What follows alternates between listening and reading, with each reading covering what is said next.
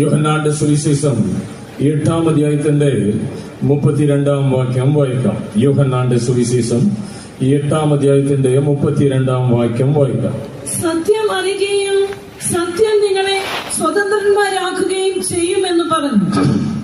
ഒന്നുകൂടെ വായിക്കാം. യോഹന്നാന്റെ സുവിശേഷം 8-ന്റെ 32-ാം വാക്യം. സത്യം അറിയുകയും സത്യം നിങ്ങളെ സ്വതന്ത്രന്മാരാക്കുകയും ചെയ്യും എന്ന് പറഞ്ഞു. ദൈവത്തിന് സ്തോത്രം. ഈ ടേബിളിന്റെ മുമ്പിൽ ഇരിക്കുന്നതായ കുഞ്ഞുങ്ങളെ പോലെ ചില ആണ്ടുകൾ മുമ്പ് ഞാനും കൂടെ ഇങ്ങനെ സുവിശേഷങ്ങളെല്ലാം കേൾക്കാൻ വരുമ്പോൾ ദൈവത്തിന് സ്തോത്രം, മാതാപിതാക്കളുടെ നിർബന്ധത്താൽ വരുമല്ലാതെ വാഞ്ചയോട് ആഗ്രഹത്തോട് വന്ന നാളുകൾ കുറവ് തന്നെ. ഇത് അപ്പോസ്തലിക സഭ ദൈവത്തിന് സ്തോത്രം,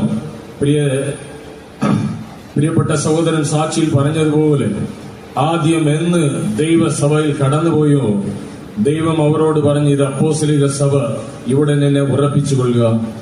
ദൈവത്തിന് സ്തോത്രം. ഇവിടെ ഈ കൂട്ടത്തിൽ കടന്നു വന്ന് എല്ലാ ദൈവമക്കൾക്കും ഇങ്ങനെ പറയുവാൻ സാക്ഷ്യമുണ്ട്. ദൈവം നമ്മെ സന്ദർശിച്ച ഒരു ദിവസമുണ്ട്. ദൈവം നമ്മെ ഈ കൂട്ടായ്മയിൽ കൊണ്ടുവന്ന ഒരു ദിവസമുണ്ട്. സത്യത്തെ നാം അറിയുവാൻ ദൈവം നമുക്ക് സഹായിച്ചു. ആ സത്യം നമ്മെ സ്വതന്ത്രന്മാരായി ആക്കി. ആമേൻ. ആ ദിവസം മുതൽ ഇന്ന് വരെ പലവിധമായ കട്ടുകൾ, ബന്ധനങ്ങളിൽ നിന്ന് ആമേൻ ഇപ്പോഴും ആ സത്യ വെളിച്ചത്തിൽ സ്വതന്ത്രന്മാരായി നമ്മുടെ ഓട്ടത്തെ തുടരുവാൻ സഹായിക്കുന്നുവല്ലോ. ഈ സത്യ വെളിച്ചത്തിന്റെ അടുക്കൽ കടന്നു വന്നത് നമ്മുടെ മിടുക്കോ കഴിവോ ഒന്നുമല്ല, ദൈവത്തിന്റെ വലിയ ദാനമാകയാൽ, ദൈവത്തിന്റെ വലിയ കരുണയാകയാൽ. അല്പസമയം കൂടെ കരങ്ങളെ ഉയർത്തി ദൈവത്തിന് മഹത്വം കൊടുത്ത് സ്തോത്രം ചെയ്യാം. സ്തോത്രം, സ്തോത്രം, സ്തോത്രം, സ്തോത്രം, സ്തോത്രം, സ്തോത്രം, സ്തോത്രം, സ്തോത്രം, സ്തോത്രം, സ്തോത്രം, സ്തോത്രം, സ്തോത്രം, സ്തോത്രം. ഇവിടെ വിശുദ്ധന്മാരുണ്ട്. ഈ കൂട്ടത്തിൽ ദൈവ ശുശ്രൂഷകരുണ്ട്. ദൈവത്തിന് സ്തോത്രം.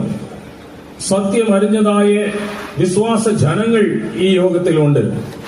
കുഞ്ഞുങ്ങളുണ്ട്, കുട്ടികളുണ്ട്, യഹോവജനങ്ങളുണ്ട്. പുതിയതായി കടന്നു വന്നതായ പല പ്രിയപ്പെട്ടവരും നമ്മുടെ മധ്യയിലുണ്ട്. ദൈവത്തിന് മഹത്വം.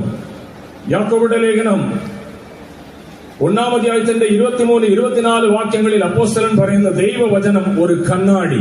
ശ്രദ്ധിക്കണം, ശ്രദ്ധിക്കണം. ദൈവവചനം ഒരു കണ്ണാടി. എപ്പോഴെല്ലാം ഈ കണ്ണാടി മുമ്പായി ഞാനും നിങ്ങളും, ഒരു ശുശ്രൂഷകരായാലും ഒരു വിശ്വാസിയായാലും ഏത് മനുഷ്യനായാലും കണ്ണാടി മുമ്പിൽ വരുന്നവരെ തന്റെ സ്വന്തം രൂപത്തെ അവനക്ക് കാണുവാൻ സാധിക്കുകയില്ല. ആരെങ്കിലും ഏതെങ്കിലും കണ്ട് നമ്മോട് പറഞ്ഞാൽ മുഖത്തിൽ ഏതോ ഉണ്ടല്ലോ, തലമുടി മാറിയിരിക്കുന്നല്ലോ, അവർ പറയും